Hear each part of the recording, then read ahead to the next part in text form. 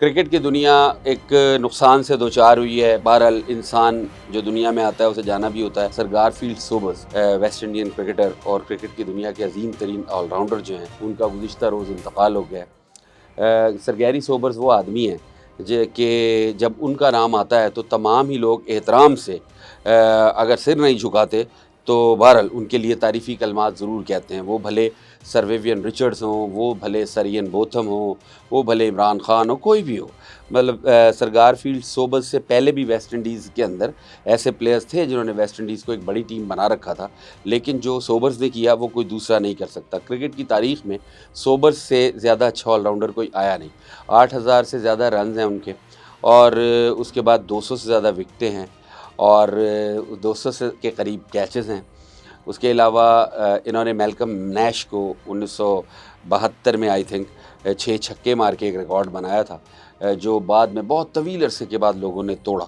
लेकिन अगर आप कंपेयर करें वो जिन लोगों ने रिकॉर्ड तोड़ा, मिसाल के तौर पे रवि शास्त्री ने 6 छक्के मारे इंडिया में रणजी ट्रॉफी में, लेकिन उसका कोई स्टैंडर्ड नहीं है, उसे माना नहीं जाता। इंडियंस के ऊपर तो वैसे भी इल्ज़ाम लगता है कि ये मिल के खेलते हैं, छोटी ग्राउंड, अपनी मर्ज़ी की बॉलिंग और कोई भी फ्रॉडबाजी वो कर सकते हैं। यही वजह है वहाँ लोग 5-5 स्कोर भी कर जाते हैं, उनको कोई मानता नहीं है। फिर कीर्ति आज़ाद ने, मतलब इंडियंस ने मारे तो इंडियंस के बनाए हुए किसी रिकॉर्ड को कोई तस्लीम नहीं करता। सोबर्स ने इंग्लैंड में छक्के मारे थे, कोई वेस्ट इंडीज़ में नहीं मारे थे। बारबाडोस में पैदा हुए थे ये। और इनकी जो सबसे बड़ी खुसूसियत थी वो ये थी, क्रिकेट की तारीख में 3 ऐसे प्लेयर्स हुए जो एक कंप्लीट पैकेज थे। आपको छोटे लेवल के ऊपर क्रिकेट खेलते हुए बहुत सारे लोग ऐसे मिलेंगे जो एक कंप्लीट पैकेज होते हैं, लेकिन वो हर जो काम कर रहे होते हैं उसमें बस एवरेज बल्कि बिलो एवरेज होते हैं, काम वो कर रहे होते हैं। लेकिन बड़े लेवल पे जाके आप जब क्रिकेट खेलते हैं और कोई भी स्पोर्ट्स करते हैं और उसके तमाम एरियाज़ बिलखुसूस क्रिकेट जैसे खेल के जब आप कवर करते हैं तो हैरान कुन बात होती है। सर गारफील्ड सोबर्स उल्टे हाथ के मिडिल ऑर्डर बैट्समैन थे। ये ओपनिंग भी कर लिया करते थे। ये उल्टे हाथ से तेज़ बॉलिंग जो है एक्सप्रेस फास्ट बॉलिंग भी किया करते थे और मीडियम पेस बॉलिंग भी करते थे।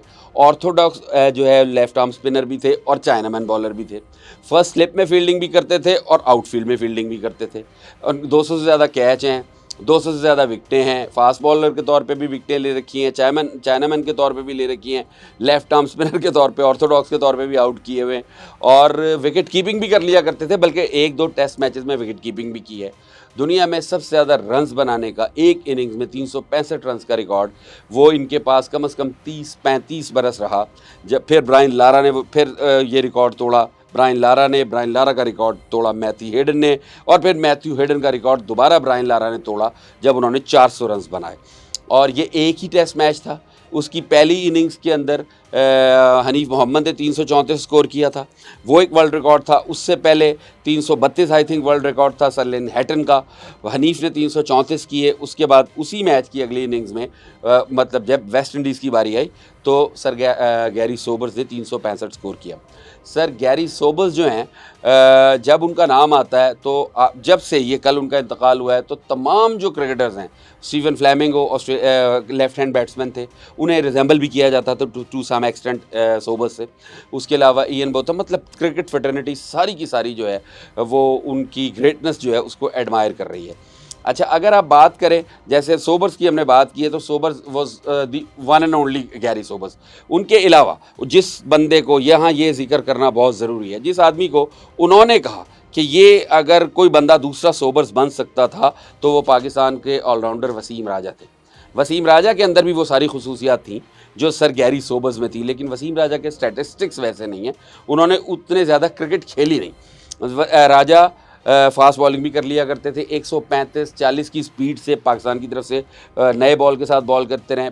जब पाकिस्तान के पास बड़े बड़े अच्छे लेग स्पिनर थे उस वक्त राजा लेग स्पिनर के तौर पे पाकिस्तान का मेन बॉलर था और आउट करके देता था बैट्समैन। उसे सारी दुनिया जानती है, वो मैन ऑफ क्राइसिस था।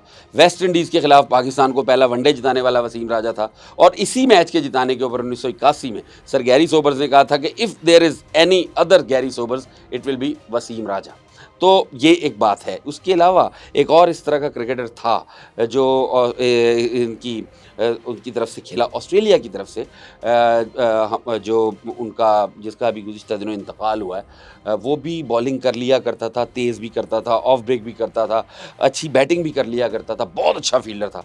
लेकिन बहरहाल उस क्वालिटी को मैच नहीं करता था, जिस क्वालिटी का सर गैरी सोबर्स जहाँ खड़े हुए थे और कुछ टू सम एक्सटेंट अगर कोई बंदा उनके शूज़ में अपने पैर रख सकता था तो वो वसीम राजा थे।